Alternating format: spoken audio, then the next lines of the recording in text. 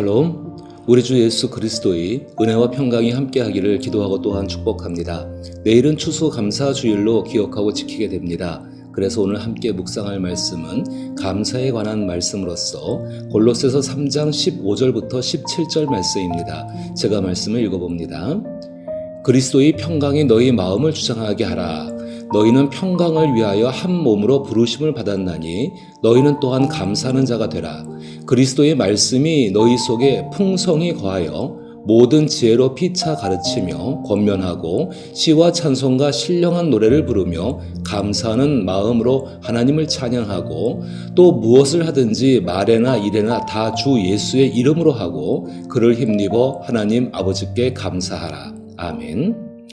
오늘 읽으신 말씀 가운데에는 새롭게 하나님께 부름을 받은 사람들, 그 부름을 받은 사람들의 감사가 무엇인지를 말하고 있습니다. 짧은 구절 가운데에도 3번이나 감사라는 단어를 사용하고 있는데 이 감사는 자기의 마음을 넓히는 것이라고 말씀을 드릴 수가 있습니다. 그래서 오늘 생각해 볼 것은 마음을 넓히는 추수감사절이라는 제목으로 말씀을 생각해 보고자 합니다. 우리 개신교는 11월 셋째 주를 추수감사주일로 정하고 지킵니다. 추수감사주일은 성경에서 말씀하고 있는 구원과 관계된 절기는 아닙니다. 미국 개신교에서 시작되었고 한국에 온 선교사들의 종교 토착화와 한국교회의 문화 융합의 과정에서 교회와 그리스도인들의 문화가 된 절기입니다. 추수감사주일의 처음 정신은 혹독한 환경 속에서 부름을 받은 자의 삶을 지켜주신 하나님과 서로에게 감사하는 마음에서 시작되었습니다. 이것은 한국에 있는 추석이라는 명절과 비슷한 의미가 있기에 쉽게 교회 안에 토착화되어 교회 문화로 정착할 수 있었습니다. 또한 미국 추수감사절의 나눔이라는 문화는 한국 교회 속에서 복음을 실천하는 정신과 일치되어 미국 문화에 융합되었습니다. 이 같은 토착화와 문화 융합은 시간이 지나며 처음 정신은 사라지고 지금은 행위만 남아있는 꼴이 되었습니다. 하나님과 서로에게 감사하는 마음이 없다면 다음 해의 추수를 염원하는 기복적인 행위에 불과합니다. 또한 감사를 표현하는 구체적인 나눔이 없다면 종교 의례에 지나지 않습니다. 그래서 오늘 골로새서 3장 15절부터 17절에서 감사가 무엇인지 말을 해주고 있습니다. 제가 다시 한번 보면은 그리스도의 평강이 너희 마음을 주장하게 하라. 너희는 평강을 위하여 한 몸으로 부르심을 받았나니 너희는 또한 감사하는 자가 되라. 그리스도의 말씀이 너희 속에 풍성히 거하여 모든 지혜로 피차 가르치며 권면하고 시와 찬송과 신령한 노래를 부르며 감사하는 마음으로 하나님을 찬양하고 또 무엇을 하든지 말에나 일에나 다 주 예수의 이름으로 하고 그를 힘입어 하나님 아버지께 감사하라, 이렇게 말을 하고 있습니다. 이 말씀들을 가만히 살펴보게 되면은 첫 번째 15절 가운데에서는 그리스도의 평강이 너희 마음을 주장하게 하라. 너희는 평강을 위하여 한 몸으로 부르심을 받았다라고 이야기합니다. 그리고 또한 감사하는 자가 되라고 이야기합니다.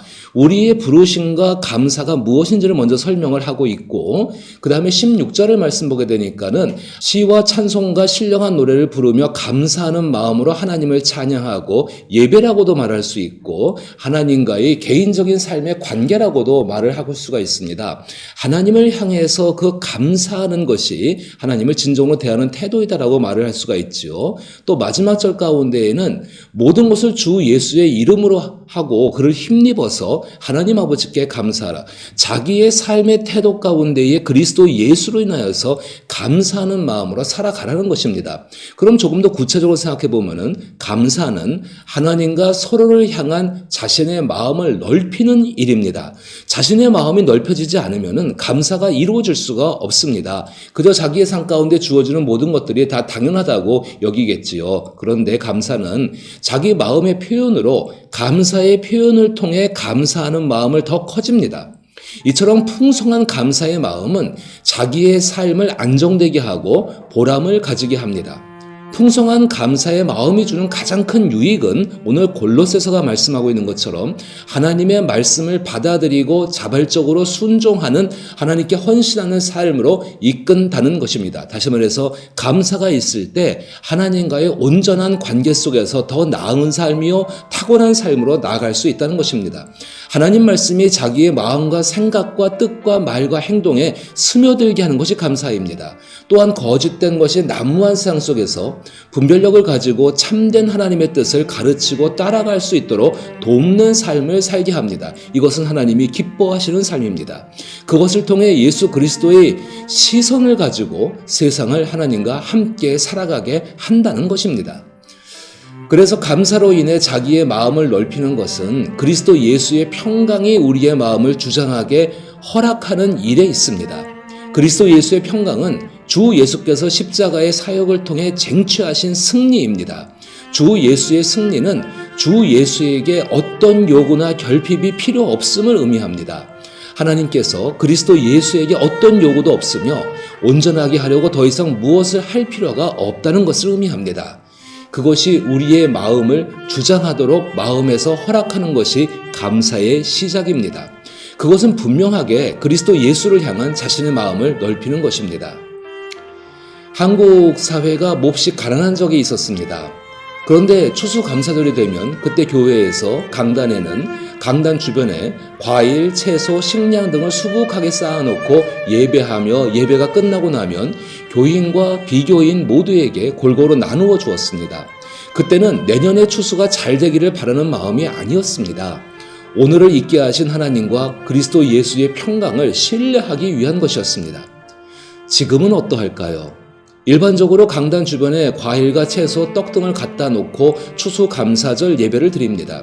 혹은 떡을 해서 나누어 가집니다. 그런데 11월 셋째 주가 되었으니까는 혹은 불확실한 미래에 대한 염려와 걱정을 보상받기 위해서 혹은 무엇인가 하지 않으면 이상해서 추수감사절 예배를 드린다고 한다면은 그거는 잘못된 것입니다. 왜 그런가 하면 감사의 마음이 없기 때문입니다.